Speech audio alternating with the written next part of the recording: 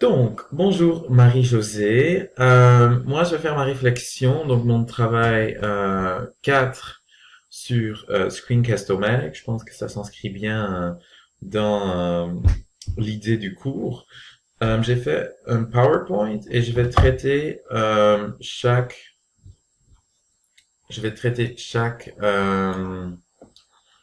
article brièvement parce que j'ai que 15 minutes. Donc, je vais essayer de faire ça de manière efficace.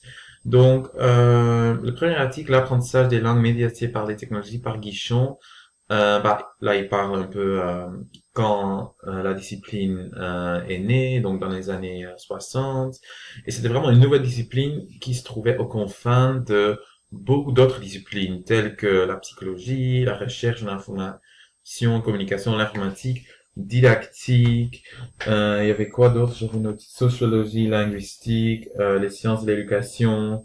Ils sont tous des disciplines qui ont en fait apporté leur pierre à la discipline qui s'appelle en français l'apprentissage des langues médiatisées par la technologie ou bien l'apprentissage des langues assistées par ordinateur. Mais bon, cet article met quand même en avant que on préfère dire euh, les technologies parce que c'est un terme plus général, qu'on a vu en anglais Computer Assisted Language Learning. Puis, qui j'en parle aussi de ALSIC, donc c'était la première revue francophone qui parle de cette discipline, avec quelques outils qui mettent en avant, qui mettent en lumière.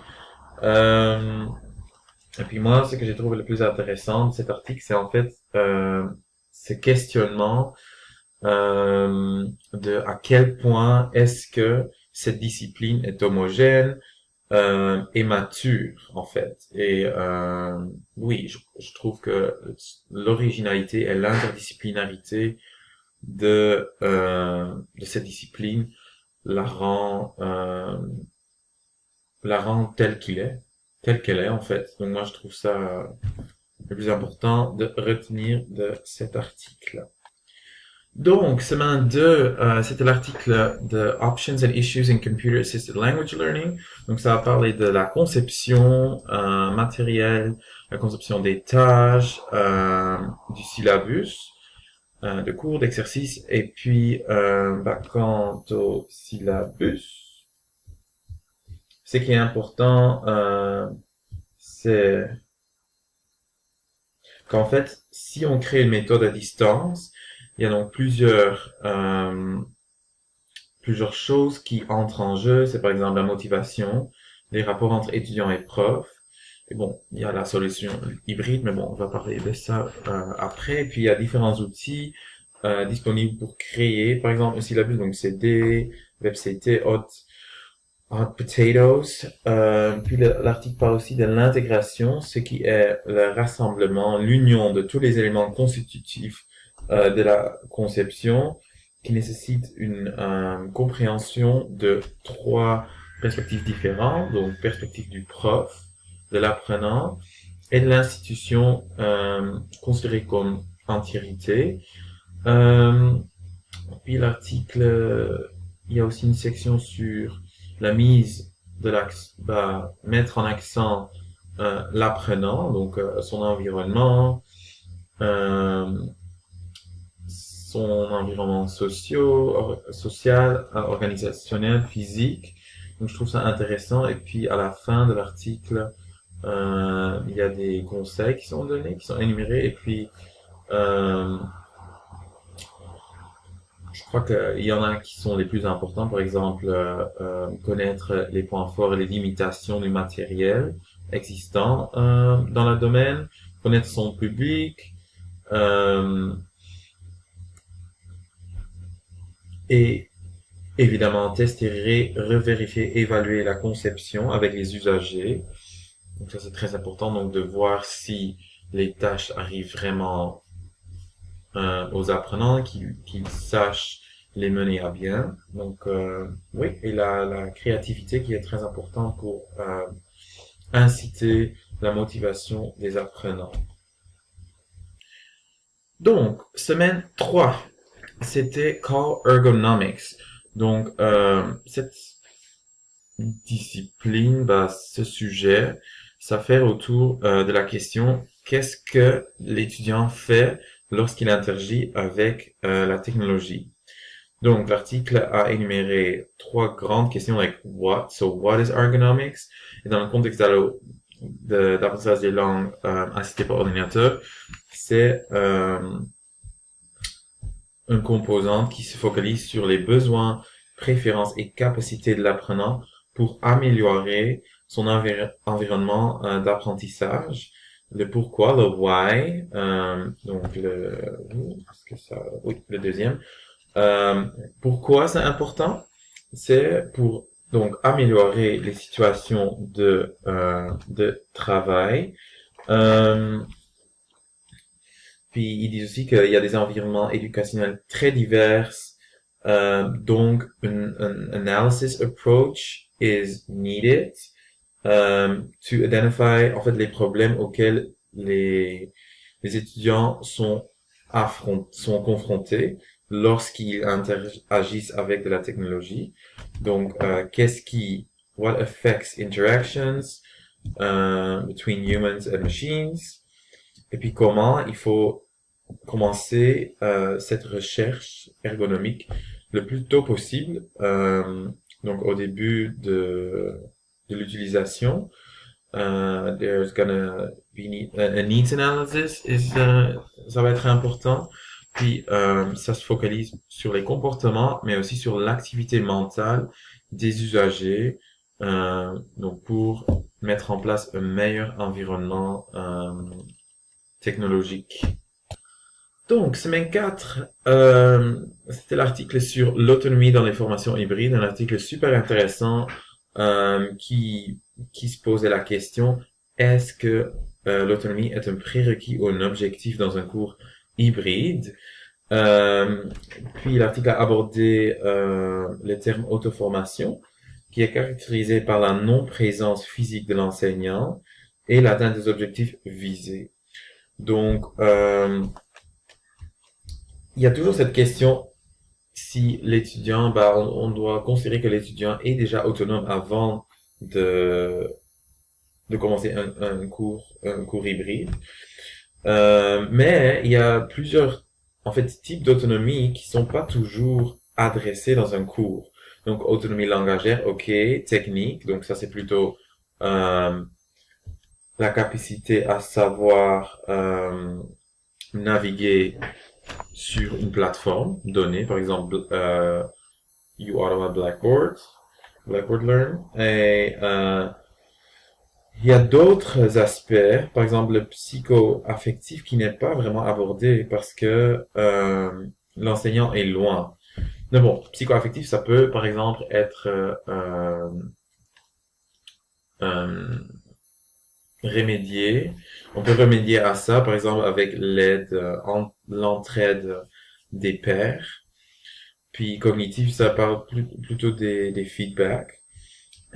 En tout cas, ce que j'ai retenu de cet article, c'est que l'autonomie, ça devient beaucoup plus important lorsqu'on passe à un cours hybride, et que c'est donc un sujet très important auquel il faut penser avant de concevoir un cours en ligne ou avant de faire des activités qui n'ont pas un contact physique et direct avec un prof ou avec même un environnement classique ou un environnement de classe classique. Donc c'est ça ce que j'ai trouvé intéressant. Donc, semaine 5, ça parlait de la classe enrichie vers une classe inversée, donc de flipping the classroom vers une classe inversée. Donc, il s'agit ici d'un enseignement où la matière est donnée à domicile, par exemple par des vidéos, par des textes à lire par les étudiants sur une plateforme, et les devoirs sont faits à l'école. Cette discipline, cette composante a été créée par Eric Mazur dans les années 90, 90, Et puis, ça porte 4 points saillants qui sont the flexible environment, qui parle plutôt de la souplesse des espaces et des attentes d'apprentissage, the learning culture, et là, il est important de centrer l'apprentissage sur l'apprenant. Donc, il faut bien tenir ça en compte lorsqu'on inverse une classe. The intentional content, donc ça c'est plutôt l'aspect syllabus contenu. And a professional educator. Donc là, il est important de mettre en avant le rôle de l'enseignant. Euh, qui doit être capable de se mettre dans la peau de ses apprenants. Euh, et en fait, cette recherche, a fait une analyse sur une classe inversée en Asie du Sud-Est. Et puis il y avait quelques défis à relever parce que c'était quand même dans un contexte technologique un peu restreint. Euh, donc c'était quand même pas très facile. Donc ça s'appelle un low-tech flipping environment, donc un environnement où il n'y a pas vraiment beaucoup d'accès à d'ordinateurs. Puis par exemple Edmodo n'était pas adapté au format cellulaire, donc les étudiants ne pouvaient par exemple pas accéder à la plateforme Edmodo sur leur téléphone. Donc il y avait quelques défis, quelques désavantages en fait de l'environnement. Moi j'ai trouvé ça très intéressant de voir en fait un aspect, bah, une classe inversée, comment est-ce que ça se passe ailleurs dans le monde. Parce que moi je trouve qu'au Canada ce serait beaucoup plus facile. Euh, Mais bon, au Canada, il y a peut-être moins de motivation parce que en Asie du Sud-Est, c'était quand même très nouveau cette idée-là de d'inverser la classe. Et ouais, donc je trouve ça très intéressant de voir en fait la différence entre motivation et peu d'accès à la technologie. Donc voilà. Donc, maintenant, la sixième entrée qui était semaine 8, ça a parlé de trois projets d'échange en ligne qui sont vraiment intéressants.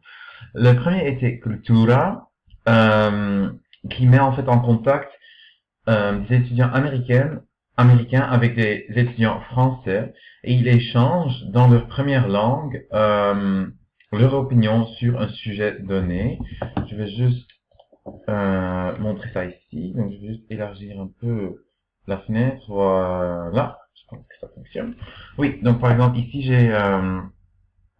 j'ai trouvé une conversation sur le bonheur et puis l'argent, et puis ça montre bien la différence entre les deux cultures. Par exemple, ici, I think that Americans sometimes think that money and success are closely related, but things like family and love are even more important. However, we assume that there's a better chance of getting love and good family if we are successful. Bah, et puis l'étudiant français, bah ici par exemple, l'argent reste encore un sujet assez tabou, connoté négativement. Nous disons que l'argent ne fait pas le bonheur, mais il contribue. Euh, Avoir une belle maison, mais ce n'est pas une fin en soi. So here, donc ici, on voit vraiment la différence entre les deux cultures. Et moi, je trouve ça hyper intéressant de voir ça. Et puis le deuxième projet, c'était le français en première ligne, qui est un projet qui vise à communiquer à distance et durant un semestre universitaire deux publics différentes, en fait, des étudiants de français langue étrangère et des apprenants universitaires de français langue étrangère, donc de Lyon ou Grenoble. Donc ici, il y a des étudiants qui veulent enseigner le français, et puis de l'autre côté, il y a des étudiants qui apprennent le français ailleurs. Donc il y a des tâches qui ont été faites par par les étudiants de France. Puis, ça a deux objectifs. Pour les apprenants étrangers, ils sont en contact avec la culture française et les futurs enseignants ont en fait l'occasion de se familiariser avec la communication en ligne et l'enseignement. Et puis, le dernier projet, c'était une collaboration qui met en contact deux institutions